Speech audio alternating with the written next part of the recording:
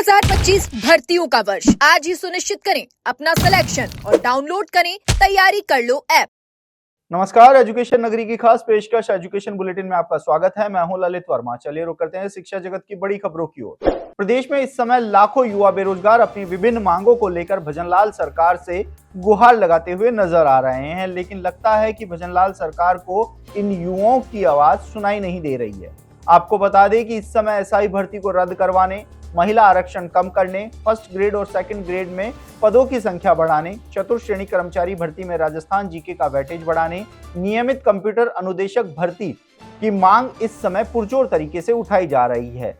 लेकिन इसके बाद भी भजनलाल सरकार के ना तो कोई मंत्री इसकी ओर ध्यान दे रहा है और ना खुद मुख्यमंत्री भजनलाल शर्मा का इस ओर ध्यान जा रहा है। ऐसे में प्रदेश के युवा बेरोजगारों को उम्मीद है कि 31 जनवरी से शुरू होने जा रहे बजट सत्र में युवाओं की इन मांगों को विधानसभा में उठाते हुए इनका समाधान करवाने के प्रयास किए जाएंगे। राजस्थान लोक सेवा आयोग आरएएस परीक्षा 2024 को समय पर कराने के लिए एक और नवाचार करने जा रहा है। आरएएस प्री 2024 की मॉडल आंसर की और मॉडल प्रश्न पत्र 2 फरवरी को परीक्षा वाले दिन ही शाम को जारी किए जाएंगे। इसके साथ ही परिणाम 20 फरवरी को जारी होने की संभावना है।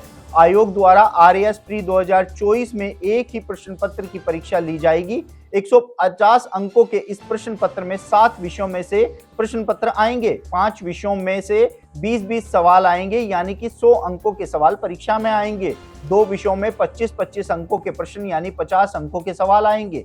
आयोग तैयारी कर रहा है कि प्रत्येक विषय के 3-3 एक्सपर्ट को परीक्षा समाप्त होते ही आयोग बुलाया जाए। अनुपस्थित कैंडिडेट के जो प्रश्न पत्र बचेंगे उनमें से प्रश्न पत्र इन एक्सपर्ट को दिए जाएंगे। रीट लेवल 2 रिवाइज परिणाम का इंतजार कर रहे युवाओं को अभी थोड़ा और इंतजार करना पड़ सकता है। बोर्ड के अनुसार रीट लेवल 2 में 3 विषयों का रिवाइज परिणाम गुरुवार को जारी होना था, लेकिन तकनीकी कारणों के चलते परिणाम गुरुवार को जारी नहीं हो पाया। वहीं शुक्रवार को भी पूरा दिन अभ्यर्थी परिणाम का इंतजार करते रहे। ऐसे में अब रीट लेवल 2 में 3 विषयों का रिवाइज परिणाम सोमवार को आने की पूरी संभावना नजर आ रही है।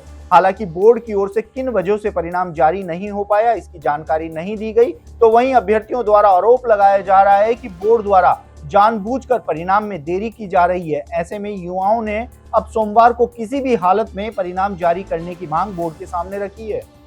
राजस्थान में सीईटी परीक्षा देने के बाद अभ्यर्थी अब रिजल्ट का इंतजार कर रहे हैं। ऐसे में कुछ दिनों में इस परीक्षा का परिणाम आने वाला है। आपको बता दें कि सीईटी सीनियर सेकेंडरी लेवल की परीक्षा 22, 23, 24 अक्टूबर 2024 को आयोजित की गई थी। ऐसे में सीईटी सीनियर सेकेंडरी लेवल का परिणाम जनवरी के अंत या फरवरी के शुरुआती दिनों में आने की संभावना है। आपको ये भी बता देते हैं कि सीईटी का रिजल्ट आने के बाद ही कांस्टेबल भर्ती प्रक्रिया शुरू होगी।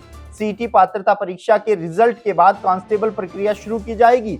अभी फिलहाल ये भर्ती परीक्षा 5500 पदों पर होगी, लेकिन गृह विभाग ने वित्त विभाग को इस भर्ती परीक्षा में पद बढ़ाने को लेकर प्रस्ताव लिखा है। प्रस्ताव में 9000 पदों के लिए स्वीकृति मांगी गई है। अगर वित्त विभाग 9000 पदों पर भर्ती की मंजूरी देता है तो पुलिस विभाग की ओर से 9000 पदों पर भर्ती विज्ञप्ति निकाली जाएगी। गृह विभाग की ओर से भेजे गए प्रस्ताव के बारे में 3500 पदों को बढ़ाने की सिफारिश की गई है। राजस्थान के शिक्षा मंत्री मदन दिलावर और एक शिक्षा अधिकारी के बीच हाल ही में हुआ विवाद सुर्खियों में है।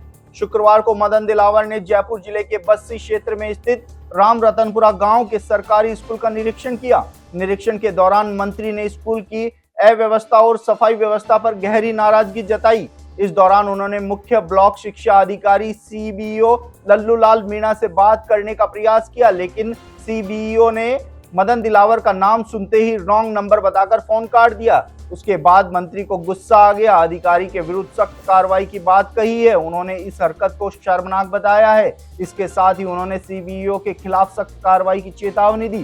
साथ ही उन्होंने शिक्षकों और स्कूल प्रशासन को चेतावनी दी, यदि स्कूल में गंदगी और अव्यवस्था बनी रही तो संबंधित कर्मचारियों के खिलाफ कड़ी कार्रवाई की जाएगी। इस घटना ने शिक्षा मंत्री और अधिकारियों के बीच एक गंभीर टकराव को जन्म दे दिया है। तो ये थी शिक्षा जगत की तमाम बड़ी खबरें। कल फिर से आपके साथ रूबरू होंगे, तब तक के लिए नमस्कार।